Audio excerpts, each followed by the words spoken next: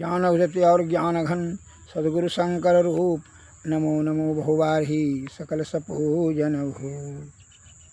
श्रद्धेय महानुभावों, तेजो बिंदु उपनिषद में कृष्ण यजुर्वेद का अध्याय 4 में नाम रूप विहीन आत्मा परसमय वीत सुखात्मक है, तुर्यातीत रूपात्मा शुभाशुभ विवर्जिता है। अर्थात आत्मा नाम और रूप से विहीन पर ज्ञान स्वरूप सुखमय, तुर्य से भी अतीत, शुभ और अशुभ से विवर्जित है। अतः आत्मा का कल्याण हेतु ही आप सभी प्रकार का प्रयत्न करें, यही सर्वोपरि कार्य है। मनुष्य बुद्धिमान मनुष्यों का यही परम कर्तव्य और परम कार्य है कि आत्मा को परमात्मा की प्राप्ति हेतु अर्थात पिंड से ब्रह्मांड के गमन की यात्रा करने हेतु सदगुरु के चरणों में जाकर के युक्ति प्राप्त करके यह आत्मा को परमात्मा में मिलावें, यही सर्वोत्कृष्ट कार्य है। इसी में बुद्धिमानी है। न कि इंद्रिय सुख, इंद्रिय की कुसंगति में कारण से ही तो मन माया के कुसंगति में जो कारण से ही यह दुर्गति भोग रहा है, और आप इसमें लिप्त होकर करके अधोगति में चला जाएगा। जीवन मरण के चक्कर में घूमते घूमते यह नाना प्रकार का दुख जीवात्मा को भोगना पड़ेगा। अतः इसके निवृत्ति करने के लिए ही आपका परम कर्तव्य कार्य है कि वो पिंड से ब्रह्मांड की तरफ कैसे बढ़े, पिंड की आसक्ति का त्याग कैसे करे, यही प्रयत्न करना ही सर्वोत्कृष्ट कार्य है। यही करना चाहिए, क्योंकि यह जो आप, इसलिए संतों ने कहा सुंदर दही देख के उपजत है अनुराग, मढ़ी ना होती चाम की जीवत खागे कर। यह मौत तो निश्चित है, सब जानते हैं, सर्वविदित है, सभी बच्चा भी जान रहा है। इससे मौत आने से पहले ही ये जीव आत्मा को फिर जन्म मरण के चक्कर में न जाए, इसका ही प्रयत्न करना चाहिए। क्योंकि यह उस संगति में यह शरीर से अनुराग हो जाता है, मन माया से मोहित होकर करके इंद्रिय सुख के में लिप्त होकर करके अधोगति को प्राप्त करता है जीवात्मा। इससे उदाहरण देते हैं, यह बाबा फरीद साहब बाजार होकर के जा रहे थे, वेश्या का कोठी देखा, उस जगह देखे एक वेश्या, सुंदर वेश्या ने अपनी दासी को बड़ी जोर पीट रही थी, लाठी डंडा से धाए धाए मार रही थी। बाबा उस जगह फरीद बाबा रुके, बड़ा उनको दया आया, कहा क्यों मार रही हो? कहा देखिए नहीं, इसको बढ़िया से आँख का अंजन को पीसने के लिए बोलते हैं, लेकिन ये मोटा पीस देता है, जिससे आँख में लहर जलन उत्पन्न हो जाता है। यह बार बार ऐसी गलती करती है। तो बाबा ने बहुत समझाए कि अच्छा छोड़ दीजिए, नहीं क्योंकि नहीं जाइए। पहले तो वो अनसुना कर दी, वेश्या ने पिटते रही, फिर बाद में बाबा ने बड़ा विनम्र भाव से बोले मीठे वाणी में, तो उस पर असर पड़ा। कहा ठीक है बाबा, आप जब कहते हैं तो छोड़ देते हैं, अब की बार इस दासी को, नहीं तो इसको मारते मारते हम जो है ना मारिए देंगे। कहने छोड़ दो, अब गलती नहीं करेगी। ऐसा उसे यह कह करके समझा बुझा कर चल दिए। अब जब साल भरी बाद जब बाबा श्मशान घाट होकर के गुजर रहे थे, उसने वही वेश्या का जो है देखा, लाश पड़ी हुई थी हिरण्य सिरण्य अवस्था में, और कौवा जो है आँख उसका नोच नोच करके खा रहा था। सभी कौवा ने, बहुत कौवा। तब उसको यही मन में आया कि देखिए यह जरा सा मोटा अंजन पीस देने पर इसको लहर जलन हुआ, दुख के कारण से वेश्या को किस प्रकार पीट रही थी, और आज इसका आँख उसी को नोच नोच करके कौवा खा रहा है।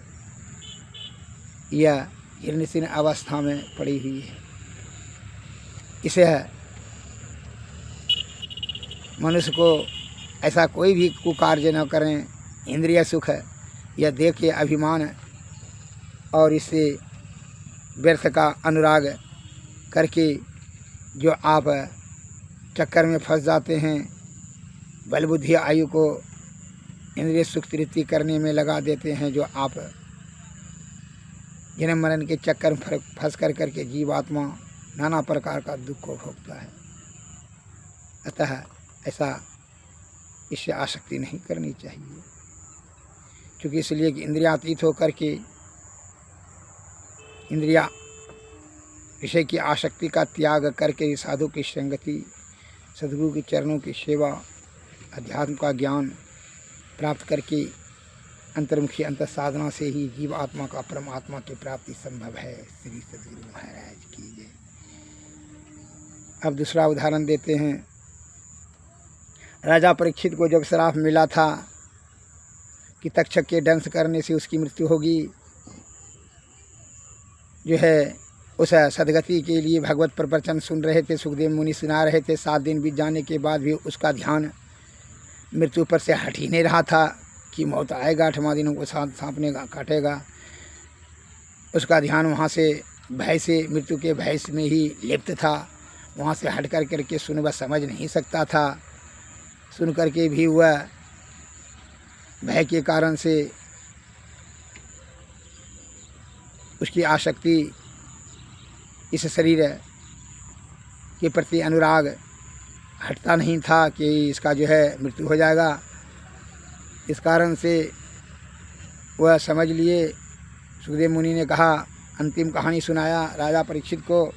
हे राजा परीक्षित, एक राजा बन गया था भ्रमण करने के लिए, शिकार खेलने के लिए। वह भटकते भटकते भटक गया। शाम हो गया, बड़ी जोर आंधी तूफान, झिमझिम बारिश होने लगी। अब तो वह व्याकुल बेचैन हो गया, रास्ता ही भटक गया। शाम होने वाला था, रात होने वाला लगा। अब वो ठहरने के लिए उधर से जैसे शाम होने लगा, रात होने आई तो बाघ, सिंह, लाकड़, भालू, हाथी चिंघाड़ने लगा, गर्जने लगा, सांप फुफकारने लगा। अब उसके भय से, वर्षा के भय, रात की ठहरने का भय और सांप भालू, अब उसको प्राण का भय इतना हो गया, वो थर थर काँपते हुए इधर उधर भटकने लगे, भागने लगे। भागते भागते जो है एक ठो झोपड़ी दिखाई पड़ा। झोपड़ी में देखा कि एक अपाहिज शिकारी था, जो कि मलमूत्र पैखाना उसी जगह करता था, मलमूत्र का पसीना उसी जगह करता था वो झोपड़ी में। और झोपड़ी के निकट में पहुंचा ठहरने के उद्देश्य से कि रात भर ठहरेंगे, लेकिन उसके निकट जाने के साथ इतना बदबू आया राजा को। राजा बेचैन व्याकुल हो गया, लेकिन फिर भी वह भय से इतना भयभीत था कि वह बचने के लिए, रात भर ठहरने के लिए उसके शिकारी से निवेदन करने लगा। शिकारी का देखा कि मांस, वह झोपड़ी में चारों बगल मांस लटक रहा था, मांस वह बगल में हंडी में पड़ा हुआ था। मलमूत्र एक साइड में मलमूत्र था, बड़ा मुश्किल है, इतना दुर्गंध हो रहा था। मांस का सड़न अलग, मलमूत्र का सड़न अलग, इतना दुर्गंध हो रहा था कि नाक फट जाता था। लेकिन फिर भी अब वह शाम को ठहरने की लालच से और उधर मृत्यु का भय से, बाघ, सिंह, हाथी सबके भय से, वह ठहरने का चेष्टा से उस निवेदन करने लगा शिकारी से। कहा, भाई हमको रात भर ठहरने के लिए आश्रम दिया जाए, आश्रय दिया जाए। शिकारी ने कहा डांटते हुए, भागिए यहाँ से, जो भी आता है जिसको भी ठहरने के लिए यहाँ देते हैं वह जो है इस झोपड़ी में रहने का दावा ठोकने लगता है, अपनाने लगता है। अतः उससे झगड़ा हो जाता है, वह सवेरे होकर जाता ही नहीं है। रात भर ठहरने के बहाना से अपना ही या घर बना लेता है और झगड़ा करने लगता है हमसे। कई बार ऐसा हमसे साथ में हो चुका है। तो राजा साहब ने कहा, नहीं नहीं भाई, मैं राजा हूँ। क्योंकि राजा या भिखारी उससे कोई मतलब नहीं, राजा हूँ भाई, हम रात भर ठहरेंगे, हम शिकार करने लाए भटक गए थे, अतः हम सवेरा होते ही यहाँ से चले जाएंगे। आपका आश्रम को हम यथाशीघ्र सवेरे ही होते होते हम निकल जाएंगे। मैं कसम खाता हूँ, प्रतिज्ञा करता हूँ, अनेक प्रकार के वचन बद्ध होकर के कसम खाए। राजा साहब ने कहा, ठीक है, जब इतना कहते हैं तो ठीक है, रह जाइए, लेकिन सवेरे होते ही आप चले जाइएगा यहाँ से। कहाँ, ठीक है, चले जाएंगे। वो किसी तरह एक साइड में, झोपड़ी के साइड में रहा। वह धीरे धीरे 1-2 घंटा हुआ, बस उसको जो है वह बदबू खुशबू में परिणत हो गया। अब वह उसको अच्छा लगने लगा। सवेरा होता होते पूर्ण अच्छा लगने लगता, वही बदबू उसको अच्छा लगने लगा। और सवेरे वह जाने से इनकार करने लगा तो झगड़ा होने लगा। राजा परीक्षित ने सुखदेव मुनि से कहा, पूछा, मुनिवर वह कौन मूर्ख राजा था जो कि उतना बदबू युक्त स्थान में रहने के लिए कलह कर रहा था? कहा वह तो आप ही हैं। कैसे? करके देखिए, मल मूत्र का पसीना ढोने वाला शरीर जो मांस के लथोड़ा में लिपटे हुए ये जीव आत्मा है, जब तू वृद्ध हो गया है, चमड़ी झुलस गया है चाम, और तुम इसकी आसक्ति के कारण से, मृत्यु के भय के कारण से तुम्हारा चित्त अस्थिर है और प्रसन्न है, तुम्हारा मौत पर ही ध्यान टिका हुआ है, मृत्यु के भय से तू बेचैन व्याकुल और शांत भीतर से है, तुम जो है ज्ञान का आवाज़ समझने के बजाय मृत्यु से ध्यान तुम्हारा हटता ही नहीं है, और इस शरीर का आसक्ति से त्याग तुमको प्राप्त होता ही नहीं है। तुम इसकी इंद्रिय, यह शरीर मलमूत्र का पसीना ढोने वाला शरीर से तुम इतना आसक्त, इतना अनुराग कर बैठे हो कि इसका मृत्यु के भय के कारण से तू भीतर से अशांत और दुखी और बेचैन रहते हो। यह तुम सदैव, आज 7 दिनों से मैं तुमको भगवत प्रवचन सुना रहा हूँ, तत्पर भी तुम्हारा ध्यान मृत्यु से हटता ही नहीं है, मौत का बड़ा भय है, इस शरीर से इतनी तुमको आसक्ति और अनुराग हो गया है। मूर्ख राजा तो तुम ही हो। यह बूढ़ा शरीर का त्याग करके नवचित यह परमात्मा की प्राप्ति करने में ही ध्यान लगाना चाहिए, लेकिन तुम इस मांस के लथोड़े से, मलमूत्र का पसीना ढोने वाला शरीर से तुम इतना अनुराग और आसक्ति कर बैठे हो कि इसका त्याग से ही तुम भयभीत और अप्रसन्न और दुखी और उदास होते जा रहे हो। तुम्हारे ऐसा मूर्ख कौन होगा?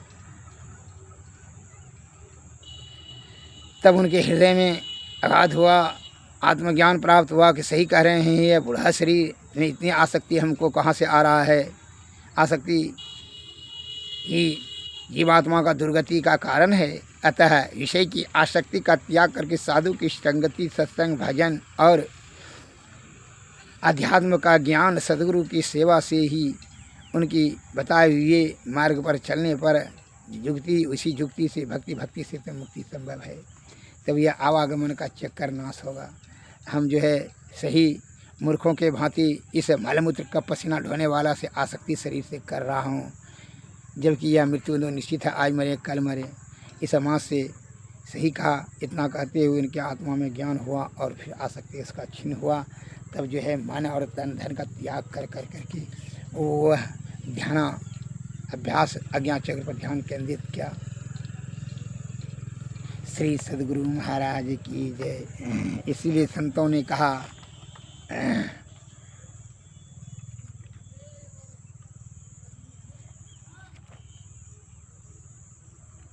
जब तक आप रूप रस गंध शब्द स्पर्श से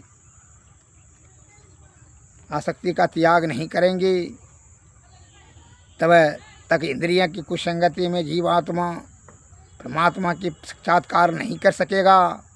इसलिए संतों ने कहा, विषय वासना छुटत न मन से, नाहक नर बैराग करे, जल विच मीन बझे बंसी में, जीव के कारण प्राण हरे, सो रस नवस कियो न जोगी, नाहक इंद्रिय शाधि मरे, वन में रहत मृगा निशिवासर, न काहू के दोष करे, सो मुरली धुनि सुनन कारण, व्याधावानस प्राण हरे, नयन के कारण जरय पतिंगा, पारस पाय गजराज हरे, नास कारण भर मर नास भो, पाँचों रस ले 5 मरे, किन कोट तीरथ तप पूजा, मुनि हो के ध्यान धरे, लक्ष्मी पतिता लगी सब झूठे, जा लगी मन नहीं हाथ करे, विषय वासना छूटत न मन से,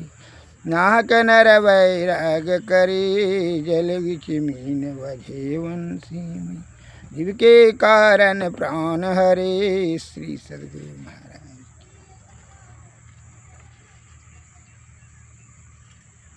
जब तक ये विषय की आसक्ति का त्याग नहीं होगा तो जीवात्मा को सद्गति की प्राप्ति संभव नहीं है।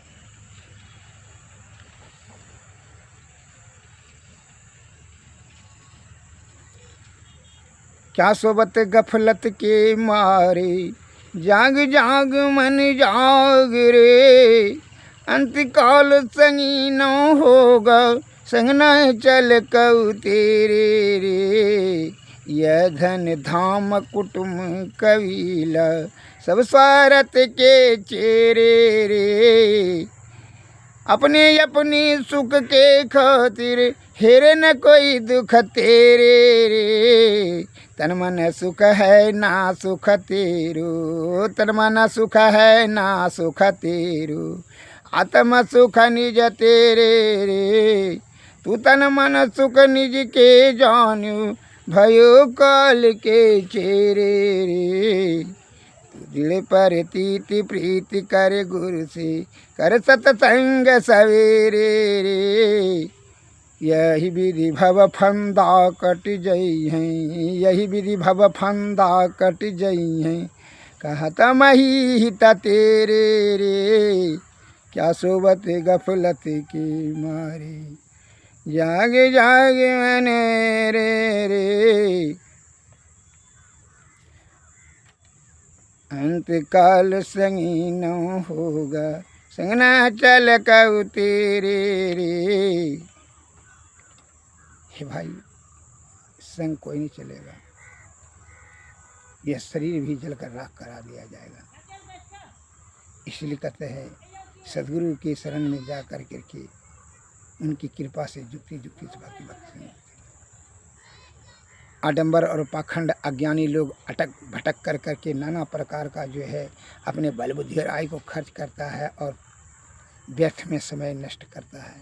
संतों ने कहा निज तन में खोज सज्जन, बाहर न खोजना, अपने ही घट में हरि अपने में खोजना। दऊ नैन नजर जोड़ी के, एक नोक बना के, अंतर में देख सुन सुन अंतर में खोजना।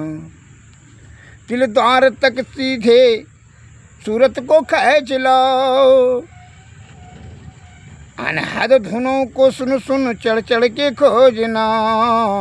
बजती है 5 नौबतें सुन एक एक को, प्रति एक पे चढ़ी जाए के निज नाह खोजना।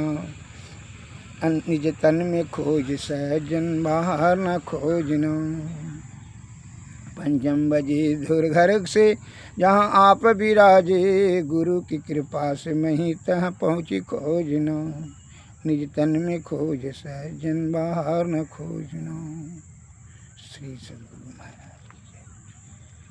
आरती तन मंदिर में कीजिए, सृष्टि जुगल कर सन मुख दीजिए। चमकई बिन सूक्ष्म यति उज्ज्वल, ब्रह्म ज्योति अनुपम लख लीजिए। जगमग जग रूप ब्रह्मंडा, निरखी निरखी ज्योति तग दीजिए।